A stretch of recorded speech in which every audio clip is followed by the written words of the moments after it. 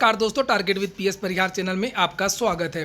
इस चैनल के माध्यम से आप लोगों को विद्यार्थी जीवन से संबंधित सभी सूचनाएं प्रदान की जाती हैं। उसी क्रम में आज के इस वीडियो में हम लोग बात करेंगे उत्तर प्रदेश अधीनस्थ सेवा चयन आयोग की, और उसके बाद में हम लोग बात करेंगे माध्यमिक शिक्षा सेवा चयन बोर्ड की भर्ती टीजीटी और पीजीटी की। बहुत सारी बातें हैं, तो चलिए शुरू करते हैं। वीडियो को जल्दी से लाइक करते हैं, शेयर करते हैं। जिन छात्रों ने चैनल को अभी भी सब्सक्राइब ना किया हो, जल्दी से सब्सक्राइब कर लें ताकि आप लोगों को भी इसी तरीके की ऑथेंटिक अपडेट सबसे पहले मिलती रहे।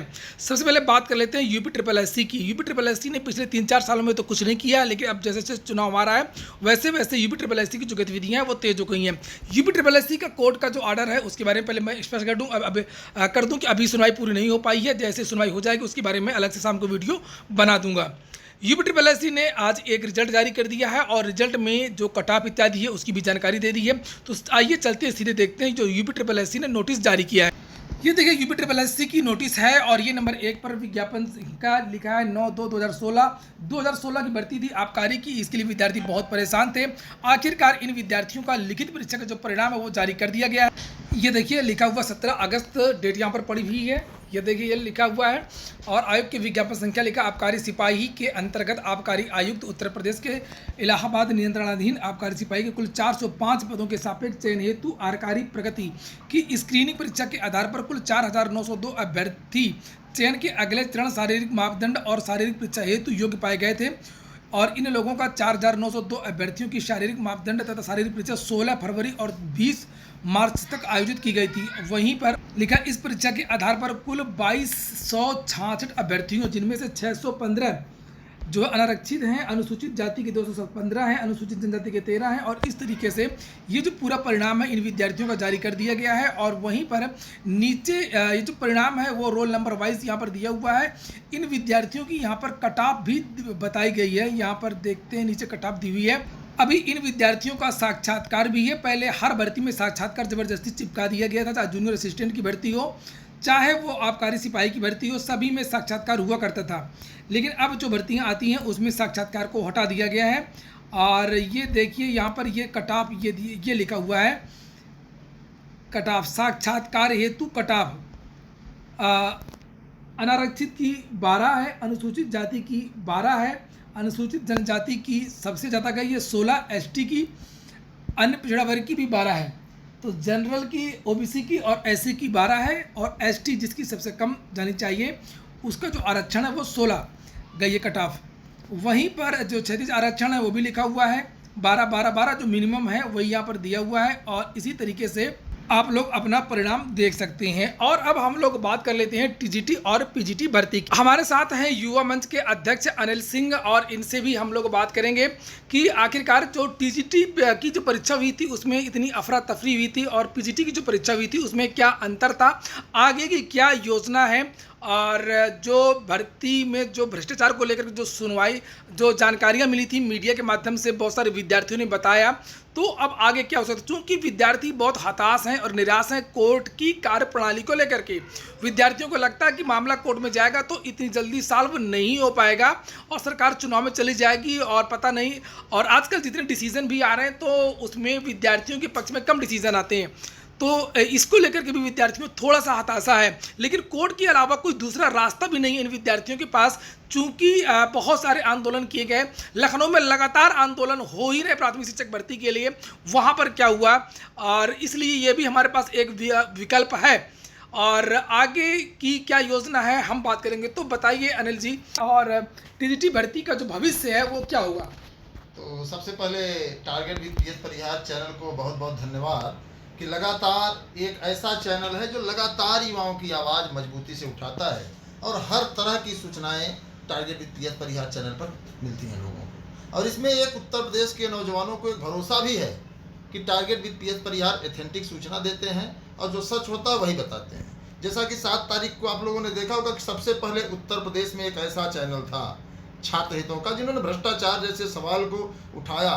अम्बेडकर नगर में 600 जो साथियों ने पेपर छोड़ा, परीक्षा का बहिष्कार किया। ये उत्तर प्रदेश का सबसे ऐतिहासिक, आपने कभी देखा नहीं होगा कि उत्तर प्रदेश में 600 लड़कों ने, अर्थात एक सेंटर में जितने लोग परीक्षा दे रहे थे सब ने जो है परीक्षा का बहिष्कार किया। तमाम साथी इस पर कटाक्ष करते हैं कि उनकी अलग से परीक्षा हो जाएगी। ऐसा हो जाएगा, वैसा ऐसा कुछ भी नहीं होगा। आपको बता दें कि युवा मंच टीम जब सब कुछ सही चल ही रहा है तो युवा मंच टीम बनाने की जरूरत क्या थी? सही। फिर अनिल सिंह को लड़ने की जरूरत क्या थी? हमें संघर्ष करने की जरूरत क्या थी? और हमें अपनी आवाज उठाने की जरूरत क्या थी? और नैनी सेंटर जेल जाने की क्या जरूरत थी? या प्रशासन की जो है मुकदमे झेलने की आवश्यकता क्या थी? देखिए, आपको बता दें कि एक ही मछली पूरे तालाब को गंदा करती है। और हम लोगों का ये प्रयास है कि भ्रष्टाचार मुक्त भारत हो और रोजगार युक्त भारत हो। हम इस मुहिम को लेकर के लगातार चल रहे हैं। आपने देखा होगा 24 फरवरी को एक बड़ी लड़ाई लड़ी गई जिसमें तमाम पेंडिंग दरोगा जैसी भर्ती आई और LTCIC के आज के रिजल्ट जो तमाम रुके हुए थे सभी को जो है सरकार ने देने का फरमान जारी किया। इतना नहीं, संविदा में भी आप देखे होंगे कि संविदा पर कितनी तेजी से सरकार ने जो है बयानबाजी देना शुरू किया था। हाँ। सुबह दोपहर में आंदोलन होता है, शाम तक उनके जो है मुंह खुल जाते हैं। तो ऐसे में तो हम चाहेंगे जो भी साथी इस चैनल पर जुड़े हैं वे लोग चैनल को शेयर करें, लाइक करें, जिससे कि आपकी आवाज दबनी न पाए। और मैं तो बहुत पहले से कह रहा हूं कि देखिए, भ्रष्टाचार अगर होगा तो युवा मंच टीम बोलेगी, चाहे कम हो या ज्यादा। इसका आकलन हम आप नहीं लगा पाएंगे और इसका आकलन STF नहीं कर पाएगी। अब आप सोचो कि STF ने 7 तारीख को तमाम गैंग को पकड़ा, तो फिर 8 तारीख को गैंग कहां से पैदा हो गई? हाँ, 8 फिर चलिए 8 को गैंग आई तो फिर 17 को कहां से पैदा हो गई? और आज भी जो परीक्षा हुई आपको शाम तक पता चल जाएगा, 2-4 गैंग इधर उधर पकड़े जाएंगे।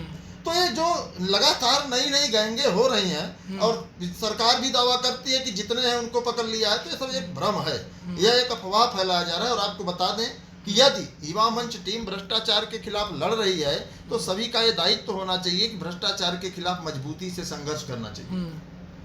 अगर भ्रष्टाचार नहीं होगा, जिस तरीके से LTCIC में सबने मान लिया भ्रष्टाचार नहीं, सरकार ने भी मान लिया, भाई हम शांत हो गए।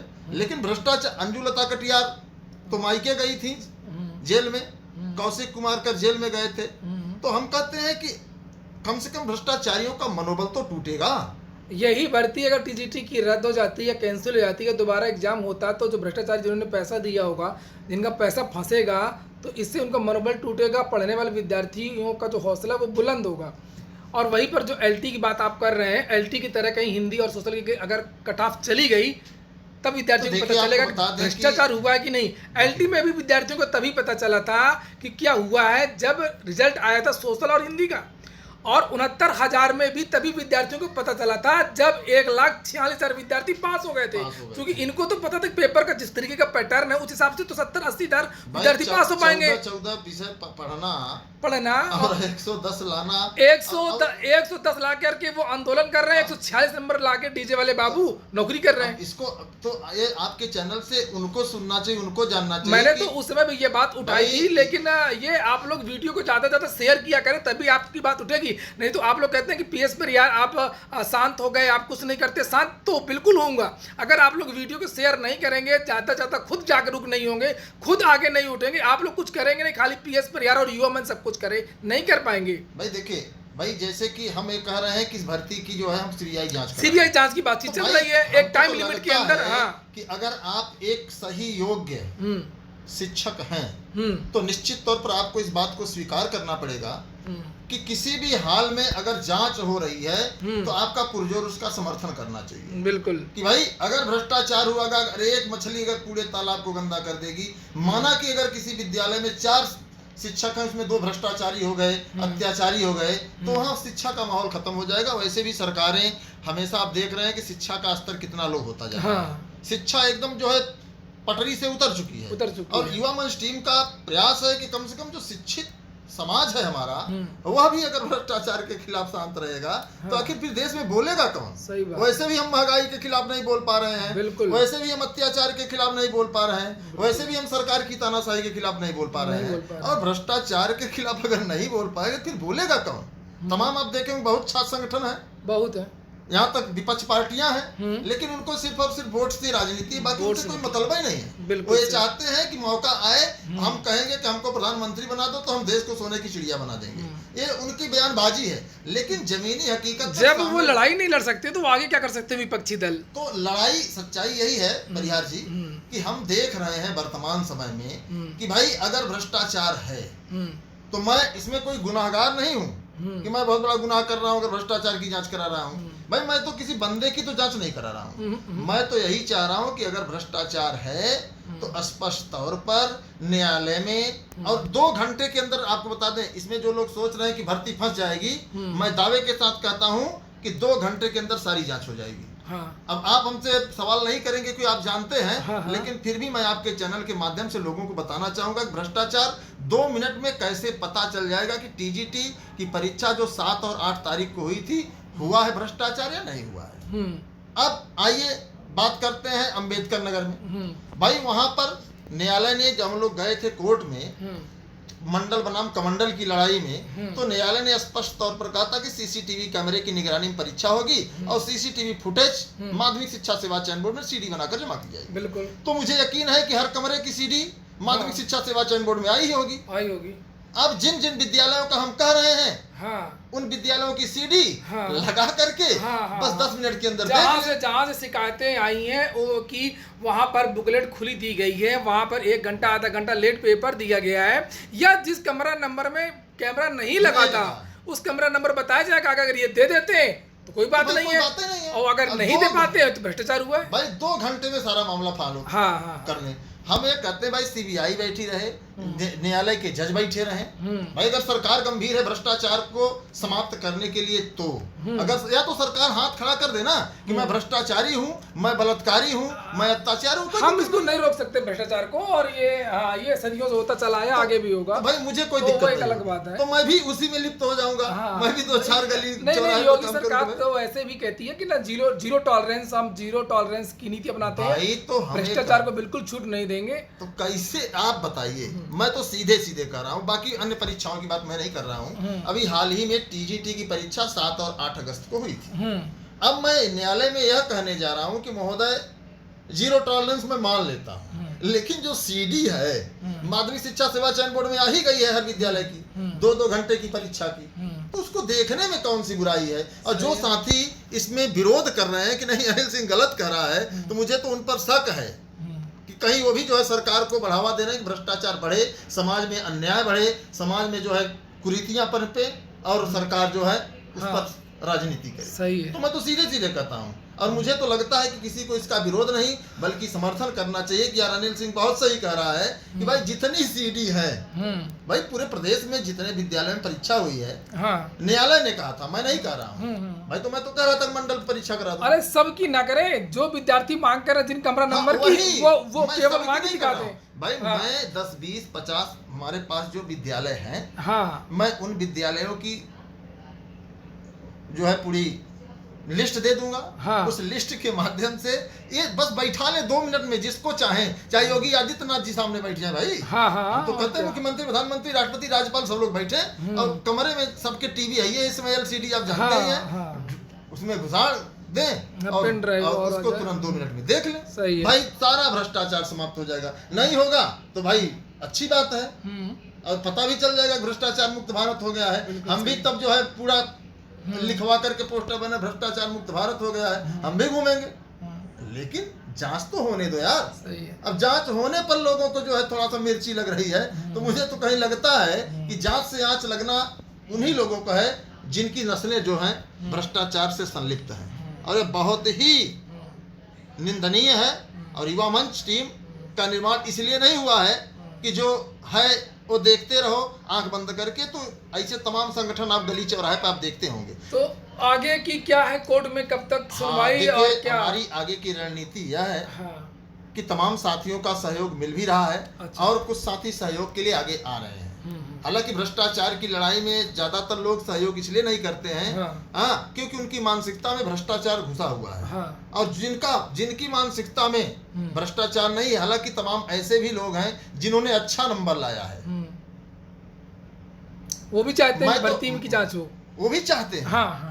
लेकिन कुछ ऐसे भी लोग हैं जो ये सोच रहे हैं कि अनिल सिंह का पेपर खराब है इसलिए भ्रष्टाचार को लेकर के बोल रहे हैं, लेकिन सच्चाई कुछ और है। मैं भी शांत था 3 दिन तक, लेकिन तमाम साथियों ने कहा कि उत्तर प्रदेश जो है तमाम इतने नेता है, कोई नहीं बोल रहा है, तो कम से कम युवा मंच को कोई पक्ष विपक्ष कोई भी पार्टी कोई नहीं बोल रहा है इस मुद्दे पर। तब जाकर इतना बड़ा खेल हुआ टीजीटी में, कोई नहीं बोल रहा है। तब जाकर के युवा मंच ने अपनी जबान खोली।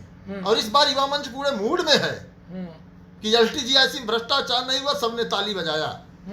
69,000 में भ्रष्टाचार नहीं हुआ, डीजे वाले बाबू 143 नंबर, जिनको राष्ट्रपति का नाम नहीं मालूम था, उसने जो है तमंचे पर डिस्को किया। सही है। तो अब इस बार हम लोग यही कहेंगे, और ईश्वर की कृपा से और हम लोगों को सद्बुद्धि आई थी कि हम लोग मंडल बनाम कमंडल में कोर्ट चले गए थे। हाँ। और न्यायालय ने अक्षरशः कह दिया था कि CCTV कैमरे की निगरानी में परीक्षा कराई जाए और उसकी CD माध्यमिक शिक्षा सेवा चयन बोर्ड को प्रेषित की जाए। तो अब हमारा टारगेट है कि जहां जहां हमारे साथी उत्तर प्रदेश के कोने कोने में जिन जिन विद्यालयों का नाम बता रहे हैं कि वहाँ कैमरा नहीं था, तो वहाँ की CD नहीं दिखा पाएंगे। समझ रहे हैं? तमाम लोग ऐसा भी कहते हैं कि जब से हाई स्कूल की परीक्षा होने लगी है तब से जो है कैमरा सब जगह लग गए हैं। तो भाई जहाँ कैमरा नहीं लगा था वहाँ की CD नहीं आएगी, और जहाँ की CD आएगी वहाँ सरकार देख ले। हम तो चाहेंगे मुख्यमंत्री, प्रधानमंत्री, राष्ट्रपति, राज्यपाल सब लोग एक साथ बैठ करके उस CD का आनंद लें। अगर भ्रष्टाचार नहीं होगा तो हम भी सरकार के पक्ष में भ्रष्टाचार तो याचिका ये कब तक दाखिल होगी? अब याचिका हमारी हर हाल में आपको बताते हैं कि 21 तारीख को हमारी याचिका दाखिल होगी। अच्छा। 22 को रक्षाबंधन है, 23, 24, 25 में हमारी लगभग 24 या 25 को हमारी सुनवाई अच्छा होनी तय है। अच्छा। क्योंकि माध्यमिक शिक्षा सेवा चयन बोर्ड लगातार सक्रिय है, आप देख ही रहे हैं। हाँ। अब ये सोच रहे हैं कि भ्रष्टाचार को दबा दिया जाए, और युवा मंच टीम चाह रहे हैं कि इनकी भ्रष्टाचार, वैसे भी आप जानते हैं इनोवा लेकर के जितने मेंबर हैं, हाँ। 25-25, 30-30 लाख की गाड़ी से घूम रहे हैं। अगर इनकी अभी जो है आमदनी की RTI मांग ली जाए ना तो सबका हवा निकल जाएगा। और आपको बता दें कि बहुत जल्द मैं मुख्यमंत्री से मिलकर के इन सभी की CBI जांच करवाऊंगा, और नहीं सरकार करती है तो मैं कोर्ट में जाकर के, न्यायालय में जाकर के अपील करूंगा। जितने माध्यमिक शिक्षा सेवा चयन बोर्ड में अधिकारी, कर्मचारी, सदस्य, अध्यक्ष हैं, सबकी CBI जांच सरकार, और नहीं कराती है तो मैं खुलेआम कहूंगा कि सरकार भ्रष्टाचारियों से मिलकर के देश को बर्बाद करना चाहती है। इसमें कोई दो राय नहीं है।